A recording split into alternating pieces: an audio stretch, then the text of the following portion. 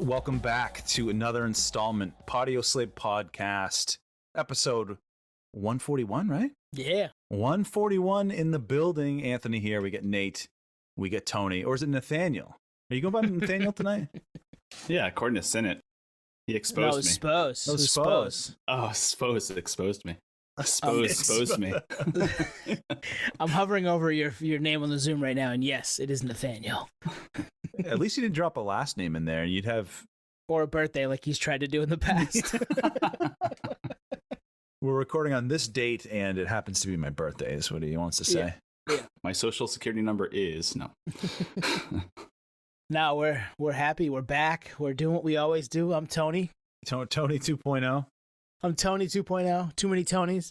And we're back to Nerd Out again, because that's what we like to do on a weekly basis for 141 in a row, plus a couple bonuses here and there. That's fucking wild, boys. It is wild. It's surprising we've made it this far, but at the same time, I'm going to say it's been a long time. We even banned this for a while. I'm going to bring it back and say it's the best day of the week. Oh, God. It's been a long time. Shouldn't have left you without a dope beat to step to. Tell us, Tim. There's been no dope beats to step to. Nope. Actually, let me ask you guys this. When we started this, did you have any visions of how many we'd do? I mean, No. For me, it literally never even crossed my mind. It was just like, let's just get out this next episode. Let's get out this next episode. And then all of a sudden there was 110 of them, and you're like, holy shit, we've been doing this for 2 years? How the fuck did that happen? And you're like, what have I done with my life? Yeah. No, it never really crossed my mind, like, where is this gonna end? Or is it gonna end? Or how are we gonna do this? We just kind of try to get better every week and, talk to cool people in the industry and talk to each other about the shit that we like. So the fact that we're continuing to do it, I mean, we still like it. I'm happy that all the three of us still like it. It's a good question. In fact, it comes up with a lot of our interviews, right? We ask, like, did you think you were going to get this big? Did you think you'd still be touring? Do you think you'd still be putting out albums? And the answer is always no. But for us as fans, we're like, yeah, right, dude, you knew. We can actually somewhat relate, like, well, we didn't fucking know. We just keep doing it, and it keeps getting bigger, and we keep getting amazing guests. And we collabed on a fucking music festival. Like, I wouldn't have ever imagined any of this shit. So No, it's a good point. You're right. That is a theme. Beatty of Hatebreed said that. Tucker Rule of Thursday was like, we just four dudes in a room just seeing what would come out. There's literally no plan. And the fact that anyone paid attention to those bands, if they feel that way, then it's encouraging for us. You know what I mean? Absolutely. And yeah, I mean, I guess the moral of the story is just keep grinding, right? I mean, it's fun to do for us. It's fun to have learned this kind of new skill, because I mean, everything here is DIY. You're listening to the three people who do everything. Like, we don't have anybody running our socials. We don't have anybody editing shit. We don't have anybody, coming up with the graphics. We're the ones doing all that stuff, promoting it. Being your own promoter, man, that's tough. It's hard out here in the streets, as Swan said before we started recording tonight. It is tough. It really is. And it's fun because I'm trying to think of, I was listening to some other podcasts with a band member, and they were like, people find natural roles in the band, things that interest them. And I feel like we've kind of done that, with editing and visuals and promo, and otherwise no one's going to listen to your stuff. You know what I mean? Right. It's got to be you. yeah, I think passion pays dividends. We didn't know what the fuck we were doing. Actually, you know what? We still don't know what we're doing. Let's be candid here. It's still kind of unraveling in real time. Drink. But yeah, man, it's been a ride, and we're closing out 2022, and I think that's actually something I want to bring up, is the fact that when we launched this, it was the pandemic, so it was really kind of a sidebar project. Like, well, we're all home, so we might as well fucking geek out. And now the pandemic's essentially simmered down, and we're on a roll. So it's, why would we slow down? So I don't think any band can relate with the fact that they built up steam during a pandemic. Maybe there is, but we haven't had them on yet. So Yeah, we'll find him. We'll find him and talk to him. All right, Nate, want to tell us what we're doing tonight? Are you going to jump right into it again like you did last week? I love it. Jump right in, skin to skin. Shout out to the Urge. Steve's Hot Dogs, where you at? Shout out to Steve's Hot Dogs in St. Louis, Missouri. Episode 89 guest, Steve Young of The Urge. You still got it. Man, savant of memory. Crazy. Yeah, this is a good one. Twan came up with this one, which is really cool. It's one more album like, fuck, man, that band's great. And it was a hard stop, and out of nowhere, they dissipated. But if they had just put out one more fucking album, I think they either would still be relevant and or continue the legacy. And so that's kind of, in a nutshell, what we're looking at for the segment tonight. And another spin on that is not only like, could it be someone who's on a roll, you wish they did one more album, like, you know, you wish Rage did one in 2001. Could be now in 2022, like, come back. Like, now's the time. Look at all these nostalgia fests. Like, now's the fucking time. So that's an angle that can come in on this too. That, and it is, we're not going to, I think we made the rule, we're not going to use Rage Against the Machine because that's the easy cop-out answer, especially for the three of us. Like, clearly we would love another Rage Against the Machine album, and maybe it'll happen. We're not saying that it won't, but right now, like, that would be the easy answer. So Rage is off the table only because it's too easy, right? But there's a bunch of different reasons why bands could call it quits. Sometimes you lose a member, maybe they pass away. Sometimes things just don't work out for them, and we feel really strongly about the music because of when it hit us. It could be a bunch of different reasons, or turmoil with the band. But yeah, we're going to get into it right now with a couple of those. But yeah, it's a fun one. I had a little trouble doing it because you'd look up a band and you'd be like, I think they ended around now, and you realize they kept going, or maybe they put out 2 more records and that's why they kind of dissipated. But once I found a couple, I was pretty happy with the ones I picked. So we had similar experiences with our research and development, or R&D here. All right, Twan, you're leading us off, man. All right, I'm gonna lead off with the food analogy guy here. Do you guys want the hip hop heroes? Do you want the post-hardcore darlings? Do you want the regional sweethearts, not rustic, or a band a little ahead of its time? I think I know who the hip hop heroes are. Can I get the poo-poo platter and get all 3? In due time, Nate. We'll get them all, I'm sure. I'm going to go hip hop heroes, and I'm going to guess. Can I guess right now? Yes and yes. I think I have them. It's Outkast. Ooh, no. Oh, really? Well, I have one of mine is Outkast, which we'll get to shortly. Spoiler alert. Yeah. If you want to hear tones, fast forward to 5 minutes from now. All right. Give us a hint. Hip hop heroes. J5 Blackalicious. Jurassic 5. Oh, nice. Did you guys have Jurassic 5? No, but that they did cross my mind in researching. Same. And yeah, that's a great call. Yeah, I mean, they released Feedback in 2006. That was the last album, I think, and they broke up, right? Like, they split up after this? I think so, yeah. Or indefinite hiatus, which is like the same thing, right? Right. It's been 16 years. I mean, think about that. So the chance, I feel like unless you're like Hum, who came from the clouds with Inlet, the further along you get, the less of a chance it's going to happen, right? So I doubt it will happen, but I mean, I'm looking at their discography now. You got Jurassic 5, you get Quality Control, you get Power Numbers, and I will say, I'll go on record, Feedback was a bit of a fall off. Now's the redemption time, boys. Come back. Hip hop is not a young man's game. It is not at all. Those guys still got it. And I think they're older. They're wiser. I think they get a lot left in the tank. Charlie Tuna's still out there touring. Like, didn't Spose just play with him? Yeah, he was at some festival. He played in Maine twice this year. He was at some festival down in Lebanon, which was like some weed fest. And then he was at the bowling alley, Bayside Bowl in Portland, Maine, maybe like 2 months ago, something like that, late September, something like that. So yeah, he's still, and he's coming up through our neck of the woods, which is cool. Yeah, and I know Charlie Tuna, he tours with Ozymandias, right? Is that That's right. Yeah. So he's been active with them, solo stuff, like you said. Down here in San Diego, J5 did play, god damn, how long? It was probably 5 or 6 years ago now. But they killed it. Like, they were still tight. Everyone was on board, and it looked like they, in fact, I was in the crowd thinking like, oh, this is the rebirth of the band. They're going to get back together and put out a record. And obviously that didn't happen. So, whether the chemistry is not there or scheduling conflicts, all the normal excuses. But I think you're right. I mean, it's not a young man's game. Public Enemy still tours for that matter, so It's on the table for sure. But I think in terms of new music, like, I feel like there'd be more demand for Jurassic 5 just with the way they left it. Oh, totally. Like a Public Enemy. Man, I could see them not headlining big festivals, but being up there. If they came back with an album. They said they were going to tour on it. It was the full crew. They just self-titled Into Quality Control, Into Power and Numbers is a So three damn good. album run. And then Feedback had the Dave Matthews song on it, right? Oh, you beat me to it. I was gonna say that. Yep. Yeah, Yeah, Work It Out, I think. Yeah.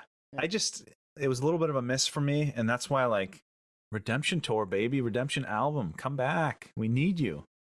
And there's some good songs on Feedback too. It's just not part of that. The 3-album run is like where they were fucking gold. Like there was no like unplaced notes. Every verse was where it was supposed to be. Every beat was where it was supposed to be. So many cool songs, especially with the size of the group, to be able to pull that off the way they did for that long.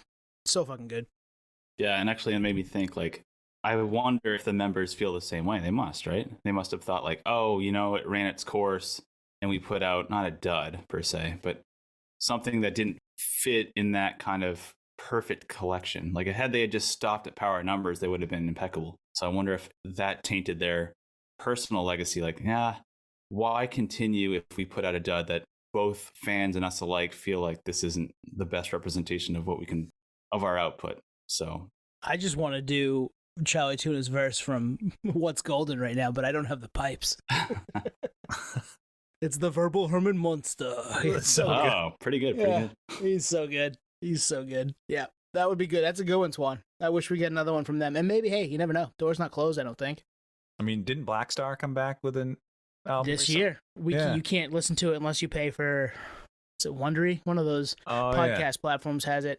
But they were, they're doing, when this drops, they'll have been on SNL with Chappelle like a week plus ago. So yeah, J5, come back, release an album, but actually allow people to hear it, please.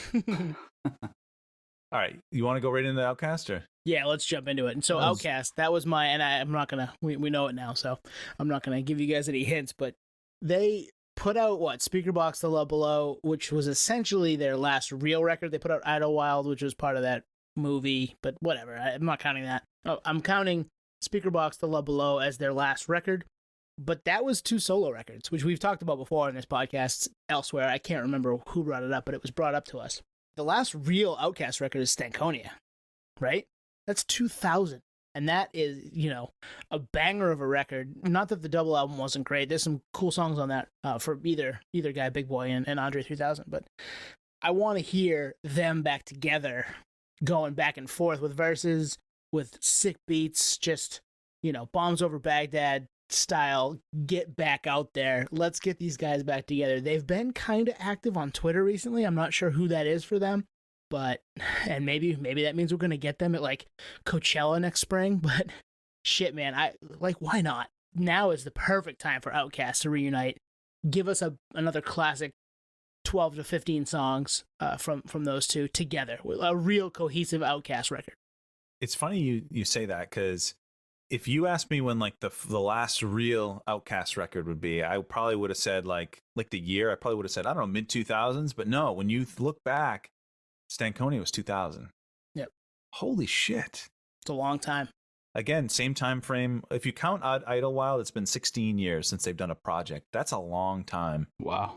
Well, that actually brings up a point that I was thinking of kind of for J5 and Outkast alike, which is in their head, or even fans alike, is it a time and place? Is that style of music special to that time, and replicating it is, I'm not going to say sellout move, but are you forcing it? And is that why it's not coming out? Is that why the output's not there? Because they're trying to revisit something that is an era that they're trying, because J5 is like fit 2000 for Power Numbers, fits 2002, because all hip hop in that kind of sub segment sounded like that. Roots, J5, Nappy Roots, all that stuff was like, I don't even know what kind of rap is that called. It's almost like there's a certain style, right? It's like, it's kind of the precursor to Kanye's backpack rap. Exactly. But yeah, exactly. That's where I was going. It's like right before. It's like that's the logical next step would be Kanye's backpack stuff. But I agree with you and I disagree with you at the same time, Nate, because Outkast lived in that like mid 90s world to start,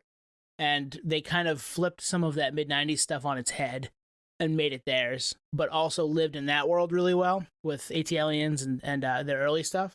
And then Stankonia, there's nothing like Stankonia. Like they're just like, here's what a rap duo can do when they want to blow everyone's mind. And they did. And they had huge song after huge song off of that. And then they put out the double record, which, because, maybe there were creative differences, maybe they wanted their own, spotlight, any of that stuff, who knows. And those 2 records are really good too, but I just want one cohesive, and it's been 22 years, almost 23. So it's time. I'm kind of torn, actually, because there was a time, and there's a time in every band where there's like a magical time where all the stars align, and a lot of it has to do with like, are you getting along?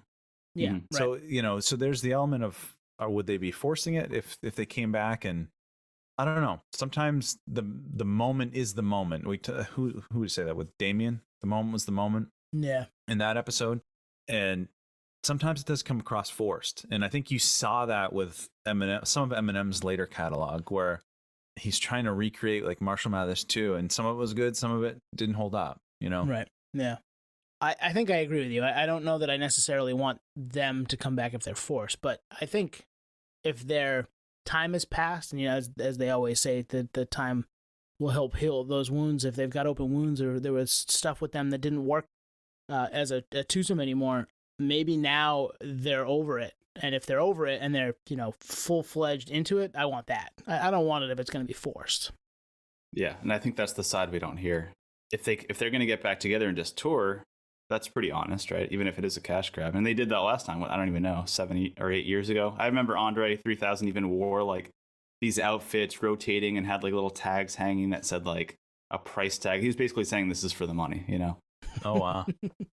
There's some cool photos out there if you search for it. But at the same token, those guys are so talented. Like, I can't imagine someone as talented as Andre 3000 just sitting on a couch for years not doing shit, because that guy's a lyrical genius. Well, wasn't he playing the flute in New York City? What was he doing?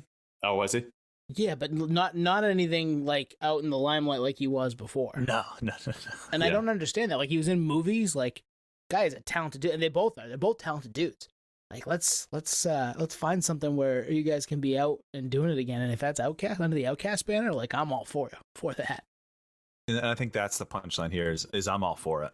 In the same way I'm all here for J5. Mm-hmm. I don't think they'd put out junk. Given the impeccable catalog they'd be touching, like, they'd bring it. Exactly. And I think there's a perfectionist element there, which is the hesitation, which is Andre 3000 and even Big Boy for that matter. It's Trent Reznor level. It's not 12 out of 10, so it's not coming out. Sorry. And we all suffer for that reason. Yeah, good point. All right, well, hey, maybe it'll happen. Maybe they'll hear this. We're going to tag them, so maybe they'll hear it. Right, exactly. All right, Nate, what do you got, man? So keeping the hip-hop train going, and in the realm of Sick New World Festival and When We Were Young Festival, you're right, Jurassic 5 and Outkast would be like the 2 headliners right there, and the Roots. I feel like those 3 would be like the big names on that kind of festival and be the ultimate, with a bunch of smaller bands. And one of those smaller bands, even maybe second tier, would be this band, which I think I've talked about on here. I know I've talked about it with you guys, so I get a little confused with our group text and what's that out to the world and the different nerd level. But this one, I ride for both records, mainly the first one, but similar to the last 2 bands you just mentioned, perfectionist, timeless, epic, standalone, Deltron 3030, sick. Ooh, nice. They don't do shit. So fucking good. There's a few members in here, obviously, all doing their own thing. Del, the funky homo sapien, he just actually did some shows with the Gorillaz recently and just killed it. He was on stage just slaying. I'm like, he's still got it. Stage presence, flow, everything's still there. And I just wonder, like, what are these guys doing when they're not doing that? Like, are they working at a pharmacy? Like, what's going on? Right. There's just so much talent just idling.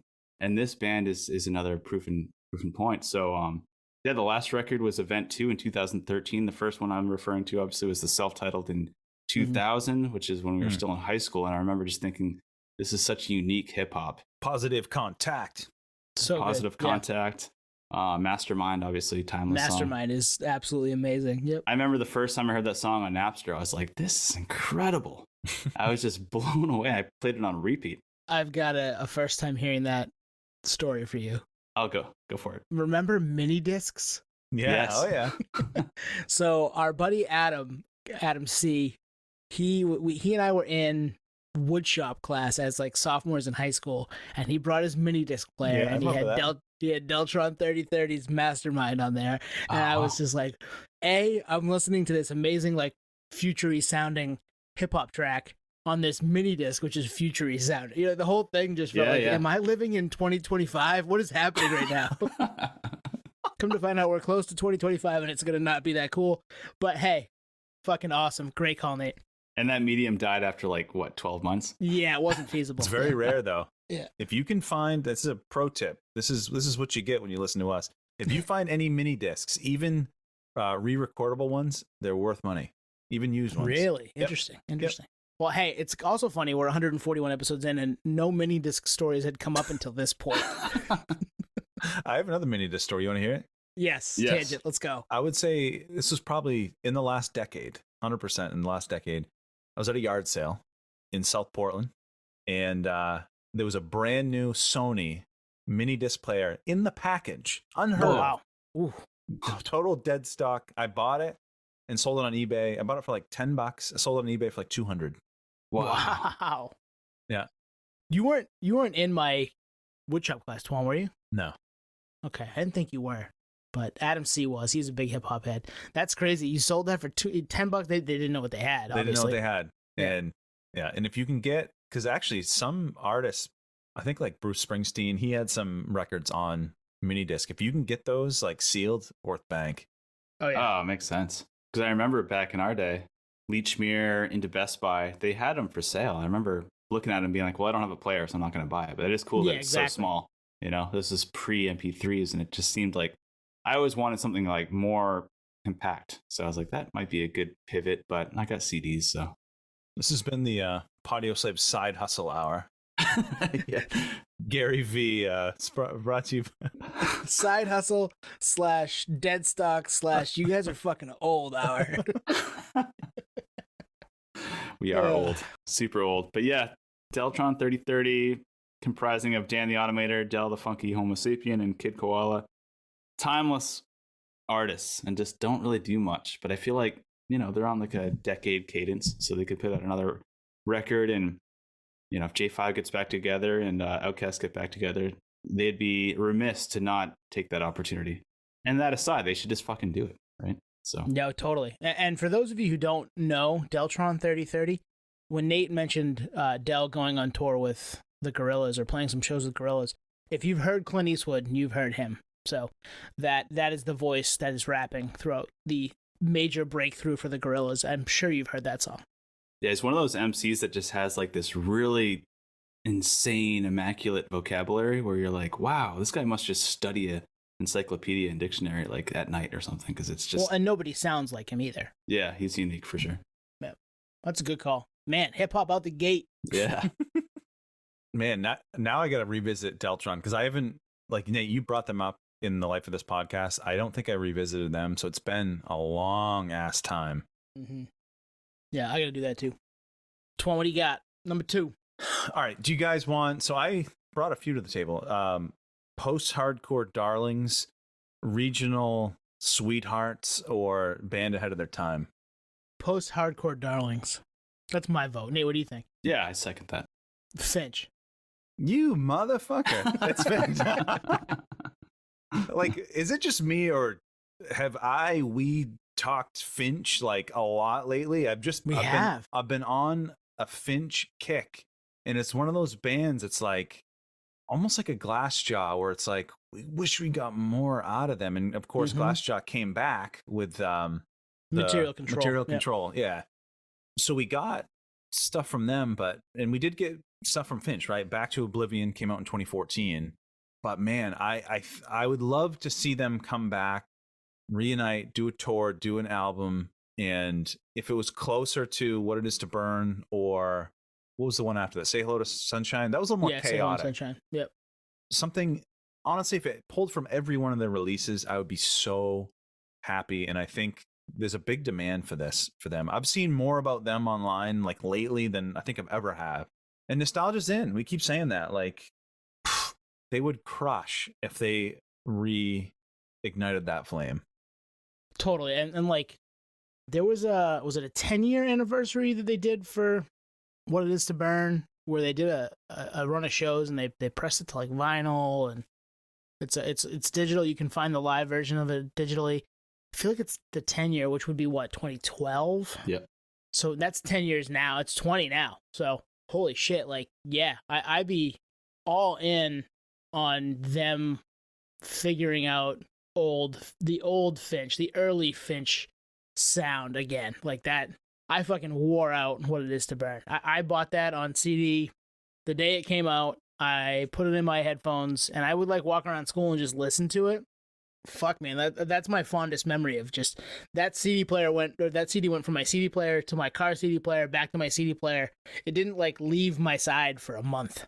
I listened to it all the fucking time. So yeah, I'm down. I'm ready. Let's get those guys back together. Let's do something big. Yeah, you're dating us again. So basically, you were in study hall. You had it in the Discman. Went to the CD deck in the car that you installed yourself. I didn't install it myself. My buddy Adam did. Different Adam, who I used to work with at the shoe store that I worked at. I gave him $20 and he put it in for me. It was awesome. He did mine too, via your recommendation. Yeah. Well, they're playing When We Were Young 2023. They were announced. They're on that lineup. So they get that there's demand. Yeah, let's go. So Nate, are you in on this? Where are you at with fuck Finch? Yeah. Well, here's something that's interesting. I didn't know who this band was, similar to many bands that you bring to the table on the podcast. Circa 2002, but you said check out this band. I think you passed me the CD probably in a study hall. And I checked it out, and yeah, I was hooked instantly. First, like getting the stamp of approval from another nerd is always, a step in the right direction. But, giving it your own ears is definitely a testament. So, yeah, from the get-go, 2002, I didn't scout the band out myself, but I was hooked. And I remember thinking this is a front-to-back record. I remember thinking What It Is to Burn is like the Blue Album from Weezer. It's like flows perfectly. Every song's great. Every song's a sing-along. The production's amazing. The artwork's amazing. Had they followed that kind of, I don't know, crescendo of storytelling, they'd probably still be around to this day. But, kind of like the J5 talk. Was that an era? Was that like Nate, the singer, he's super young. Drive-throughs in its prime. Yeah, I'm with you. Yeah, drive-throughs in its prime. I mean, that was like the hype back then. I mean, we were a part of it because we were that age group. So it makes perfect sense. We were like the perfect consumer for that. But it was honest, and that's why I loved it. And it's why we still love it today, because it wasn't forced. And I think that's why there might be hesitation from these bands, is the hesitation, the fact that it would be forced, because it's not a true representation of what the band is, given how old they are. I mean, could we put out albums today talking about that subject matter today and be honest about it? Not really, but you could probably, change it to focus in on, today. Yeah, that's a really good point, Nate, because you're right. That stuff all is of a time and a place, and not just the, being on drive-through, it's 2002, whatever. The lyrical content of that music, the angst that goes with that music is of an age. Like it hit us because we were 16, 17 years old. And it worked for them because they were 21, 22 and probably wrote it when they were 16, 17 years old. So trying to do that when you're 45, right. Your world has changed probably 15 times in the time frame since that came out and today. You've had to roll with life's punches, as we all do. Not everybody can continue to turn that into music or art.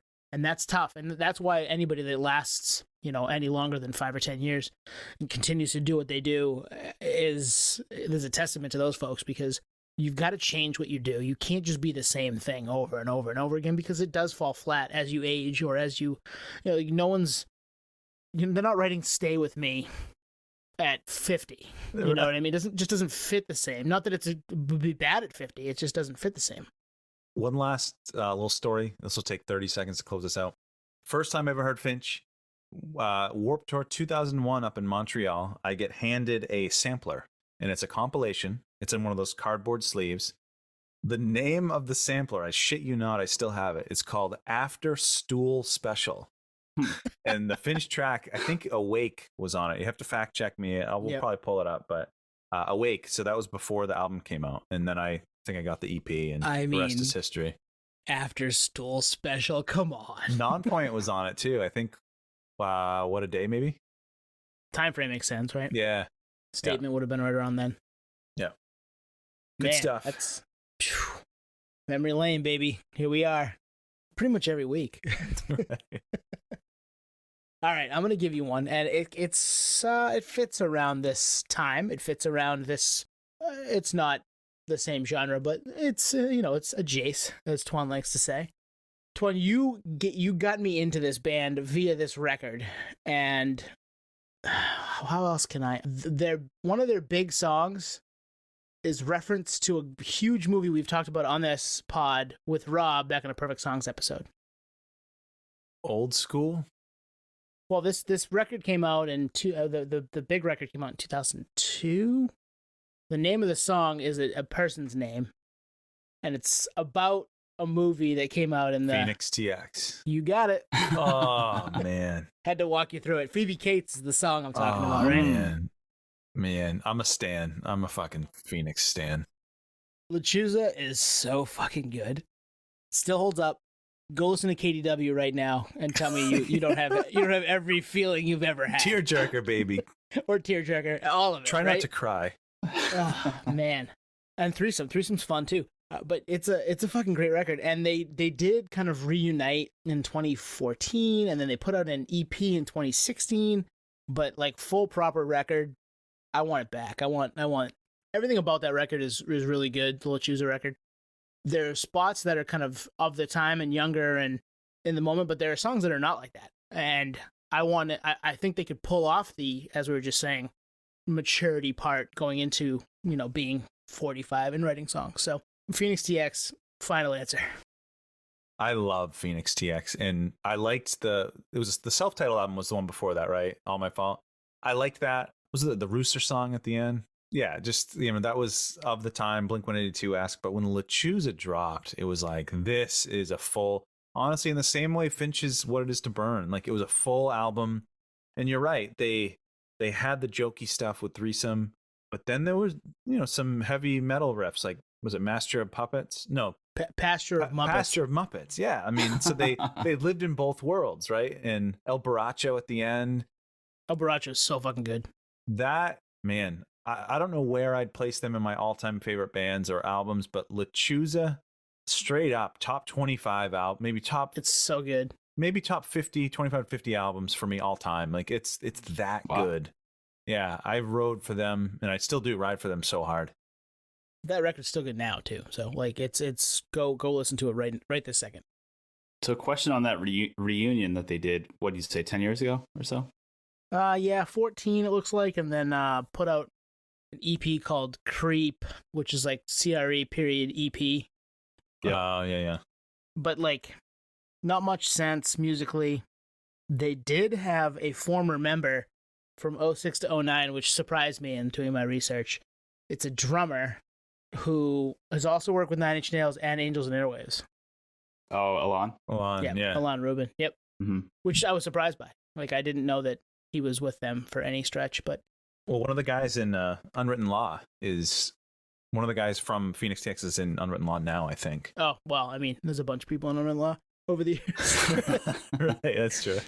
We talked to Scott Russo way back on episode 11. Go check that out. Go check it. Well, the reason I ask is for that reason alone, and it's exactly where I was going, is we want these bands to put out another output because of the memories we have associated with these records that are, according to you, Twan, in the top 25 to 50, which is a high rank considering all the music we listen to. Like it's bold. No, I know it's bold. It's bold. But it's time and place. You're right. It's time and place. But I'm just wondering, like, is it even possible if the original lineup isn't intact? No, if it's just the singer, right? So Finch, for instance, I think it's just Nate, right? So no, I don't think so. Oh, is there more members? I'm just speaking candidly. Like, can they even replicate anything close if the original lineup is not even on speaking terms, for that matter?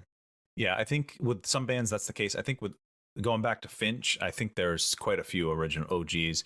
With Phoenix, I'm not sure. I think there's less OGs.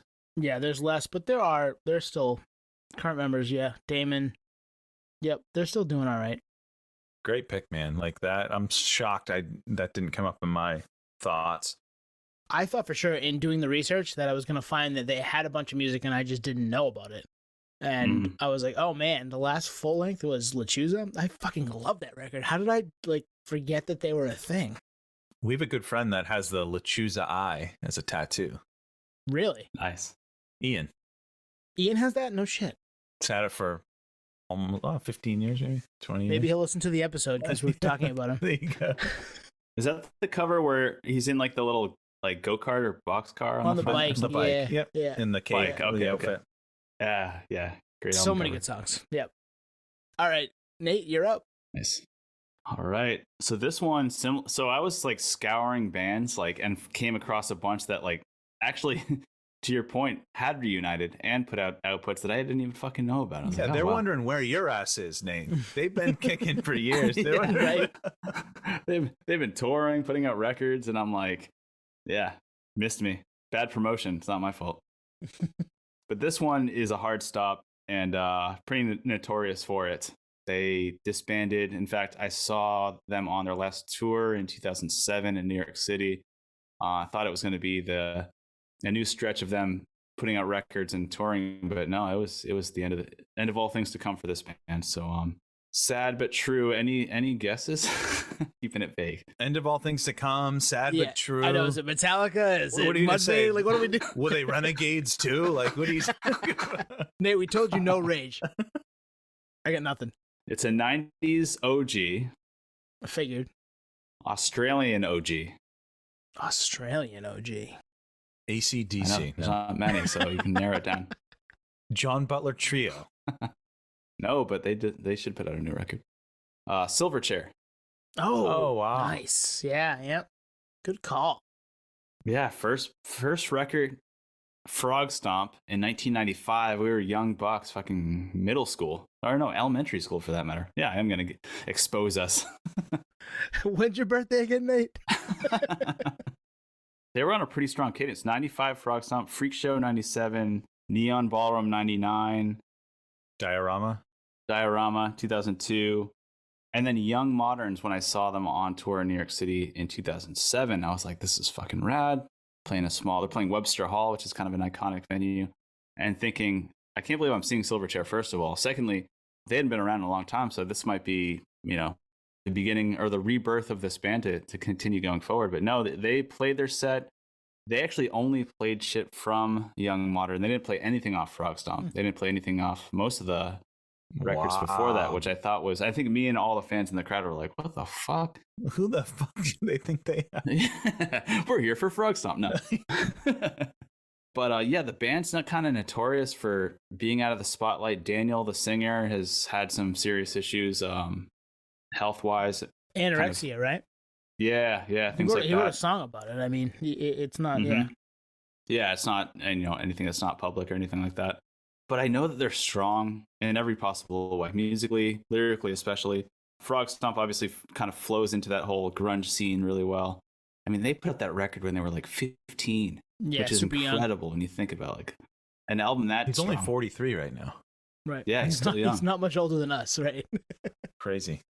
But yeah, they dropped that album in 2007, disbanded in 2011, and they just haven't done shit since. And they've publicly said that they're done for good. It's one of those bands that puts a stamp on it and says, no, it'll never happen.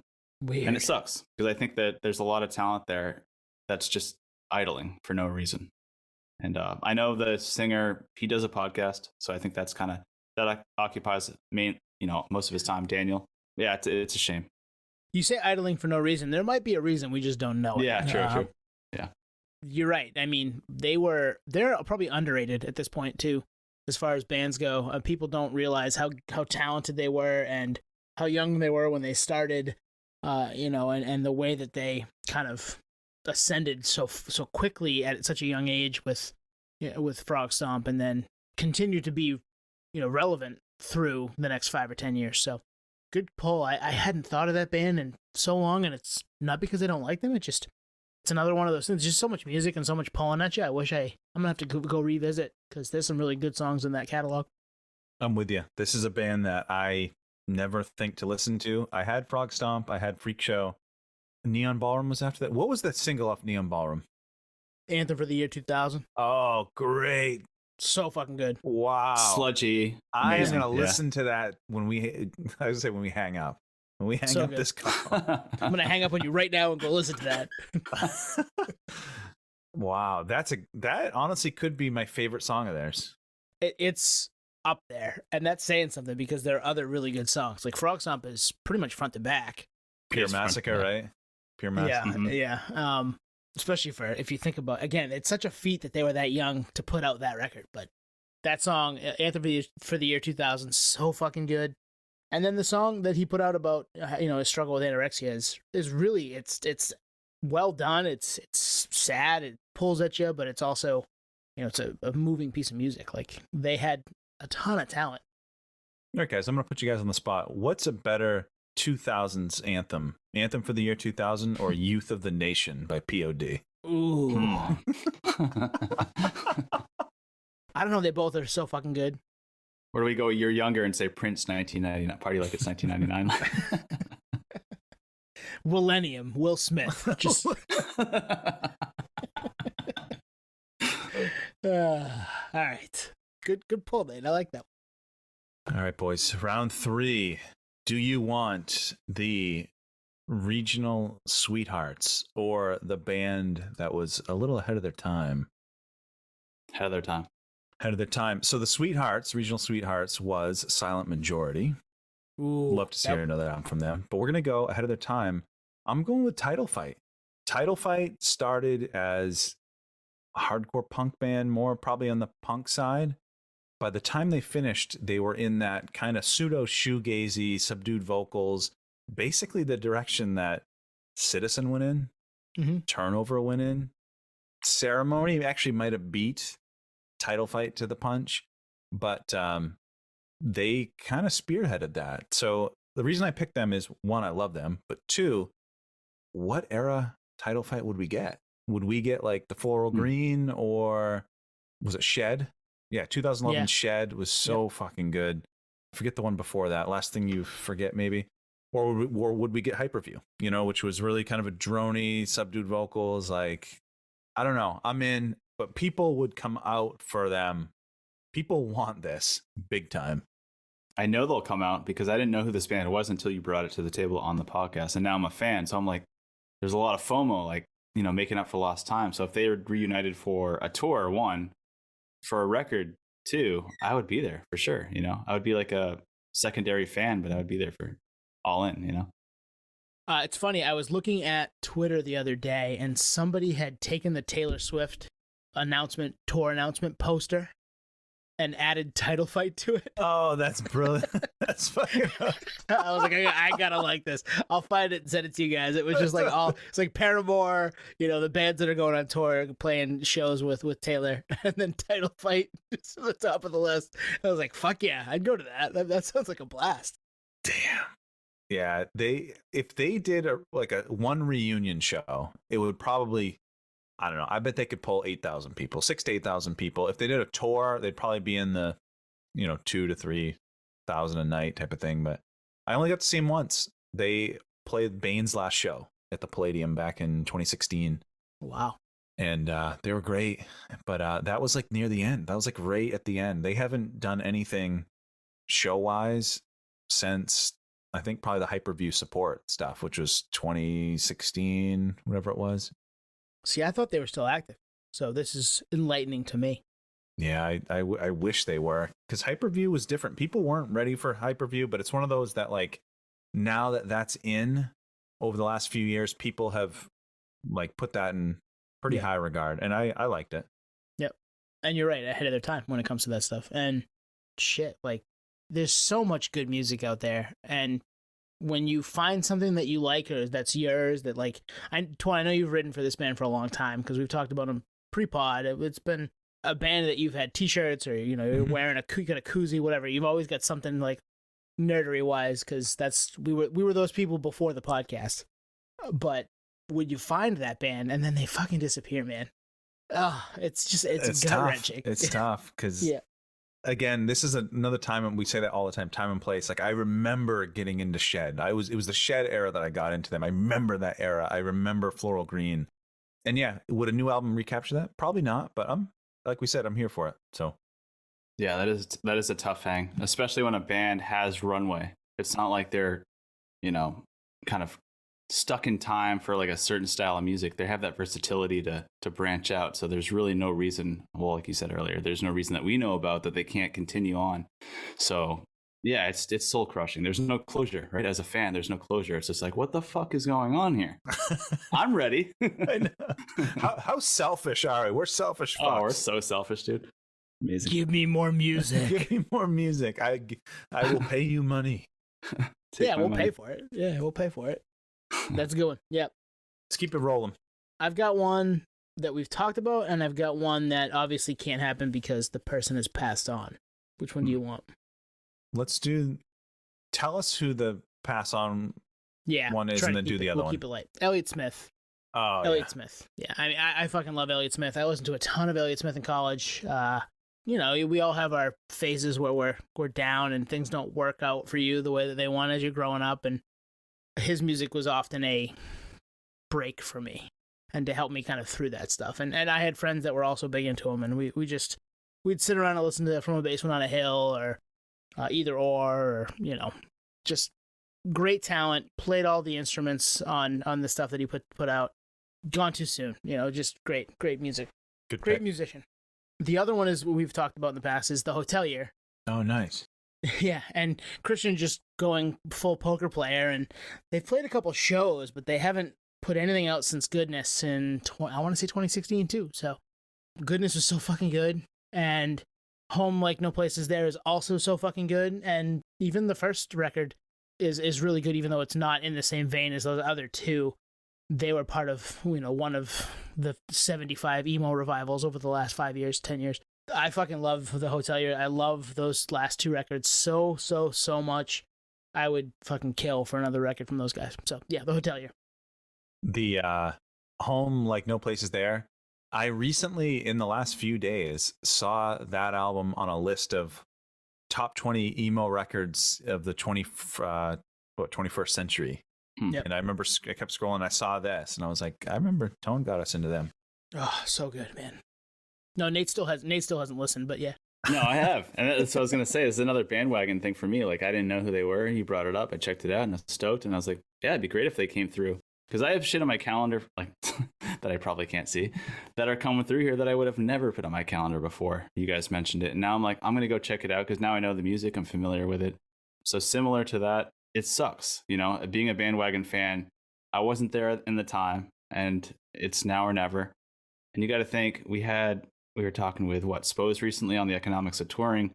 Is that another reason? You know, it's just a hypothetical question. Like, are these artists, is it never going to happen because now it's next to impossible? / the guy's a professional poker player. Is he going to stay in a, you know, 5-star hotel, or is he going to jump in a Econovan and play small venues and pay for his own food? Like, you know, it's a tough sell. So I think, and that's a good point, but I think if you're trying to get back in and just do the music thing and be a touring musician and put music out, and that's your gig, that is hard and a tough sell for somebody who's probably done it for a while and left it. Brandon Chapati of Bleeding Through said to us at Tattoo the Earth, hell, if they're going to, you know, fly me out to play a festival here and there around the country, I'm fucking in. So, like, if we can get more of the When We Were Youngs and stuff like that, yeah, to have bands like The Hotelier come back or Finch come back, maybe there's a little bit more of an avenue for that. And maybe we get a song or a record out of it. Who knows? Yeah. They used to tour with Title Fight. So maybe you got to remember at that. I mean, I think these bands are right now, the members are probably in their early to mid 30s. So you got to remember when they called it quits was probably at a time in their life where it's like, shit or get off the pot. Like, yeah, right. It's either going to happen or it's not going to happen. And the thing about these bands not being active is it has increased the demand. And it's really why we're talking about them. So yep, they can do the festival stuff, you know, and it would hit. A new album would hit if it's good, you know? Absolutely. Yep. Yeah, it's true. There's a rarity aspect there. And then the metrics need to stack up. So we need to bring the metrics for bands like this to surface for, you know, the bookings on festivals like that. But anyways, I digress. So this one, God damn, I can't remember how young we were. It's definitely middle school. And I remember thinking... So wait, when we were young? Yes, when we were young. All right, sorry, dad jokes are over. In fact, this could fit into like a whole different festival of this ilk of music. But And I remember talking about this band in particular with former guest Rob. I don't know what episodes. What do we got? Tone. It's like 4 or 5. 96, 17, and what was the third one? What was the last perfect songs? 111? No, more than that. 130.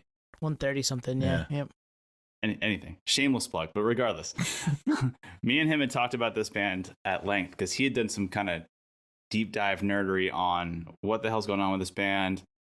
They're amazing. The record's solid. But they disbanded after one fucking album. And The New Radicals. oh, you knew who it was? How the fuck did you know? Oh, I was kind of joking. I remember Rob guessed New Radicals when I was given the Eagle Eye Cherry spiel. Oh. And isn't it one guy? Isn't that what Rob was saying? Yeah, Yes, it's New Radicals. Maybe You've Been Brainwashed too. It came out in 1998. Solid fucking record. It's a hybrid of like Third Eye Blind and like U2. Like there's amazing harmonies, instrumentals are amazing, songwriting's perfect. I remember listening to this record relentlessly in my Discman back in the day and thinking, and at school dances the whole nine, thinking this record's fucking so cool. And I was a huge U2 fan, but I remember thinking like this guy sounds exactly like Bono. Great voice. But the point I wanted to make earlier about Rob is he had done some kind of research and realized that the singer had even put out to the press his whole goal was to put out one record and have it hit number 1 on the charts, and then he was going to call it quits. Like that was like his goal. He put it out to the universe. He actually did it, and he pulled the plug. That's amazing. Which is kind of phenomenal. And so they haven't done shit. Definitely haven't put out any more music, but they did reunite one time in 2021 for the presidential entrance for Biden, and that was it. It was a one-off. But that shows that if he was invited to that there's obviously some kind of demand. Yeah, because that's not even a big, like, it's a big deal, but it's like, that's the thing that got him out of hibernation. Well, it's a unique demand, right? Yeah. It's like, hey, you're going to take that over whatever, Coachella or anything, when we were young. Yeah. So, but yeah, disbanded in 1999, haven't done anything since. And the only member in the band was his sole songwriter, Greg Alexander. Just does his own thing, but he set out that goal, like I'm going to put out an album, one single, get to the charts, number 1 on Billboard, and I'll pull the plug. And he actually did it, which is kind of phenomenal. Yeah, 22 years. That's like hum level commitment to sitting on the bench, That's wild. And I mean, we're talking about the major song on that one. Only get what you give. Yeah, you only get what you give. And it's fucking a great fucking song. And he like shits on a bunch of people in the pop music world in the fucking song. I mean, yeah. Knowing that backstory now, it makes a little more sense.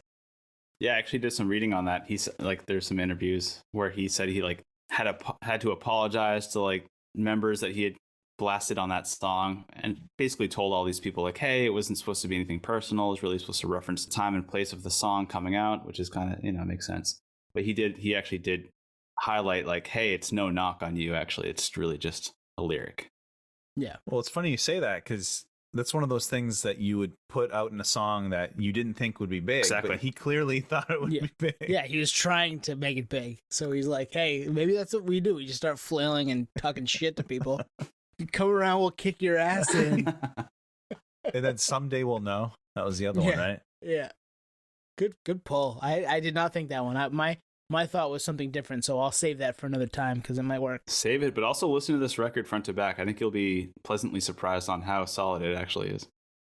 So, Nate, can I ask you a question not related to that pick, but to a comment you made maybe 10 minutes ago? You said that based on recommendations from us, you put concerts in your phone based on bands we recommended. Well, you sent a screenshot in our group text the other day, and I saw the Menzingers you had them in your phone. Yes. So let me ask you, was that in there for a while, or did you just put it in before you took that screen grab just to satisfy Great us? question. No, scrolling through Ticketmaster, all the multiple sites that show what shows are coming through. And yeah, added it months ago. And so it populated recently. I'm like, oh, that's coming up. Good question, though. Yeah, it wasn't a gotcha. Nate's like, oh, I'll put this in there just to appease those two guys. It's Nate's version of 2 truths and a lie. Yeah. He puts like title fight in there to like, does Nate know something? I don't know. Yeah, title fight's touring? Fuck, man. Yeah, good point. Good call. Shit. Well, that was fun, boys. I'm excited to do that again down the road because we totally can. Although it does take more research than we thought because sometimes those bands actually did stick around for 3 or 4 records and just kind of fell off for us. But in this case, these were good ones. This was fun. And hey, maybe some members might hear this and they might say, "Hey, there is a demand, and we're in." So, yep, a demand of 3, and whoever's listening, and anybody that's listening. So Chip, Sean, and Seth, Andrew.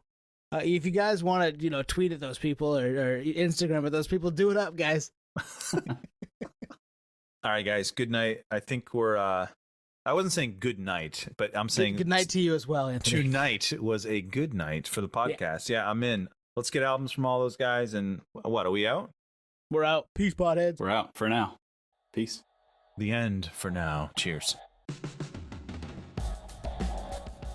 Thank you for listening to Podioslave. We are at Podioslave on Twitter, Instagram, TikTok, all of the places that you can find us on social media. Facebook, Podioslave Podcast. YouTube, Podioslave Podcast there. Email us at podioslavepodcast@gmail.com. And hey, if you want to become a supporter, click on the link at the bottom of the episode and give us $1, give us $5. It keeps the lights on, keeps us going. We really appreciate that stuff. Thank you. Are you guys ready? I was born ready. Still here, never left. Man, Bleak. Young Hova in the house. Beanie Siegel in the house. What? Still here, never left. Put that at the end. Yeah, you did record that. Perfect. I can put that at the end. Yeah, I can.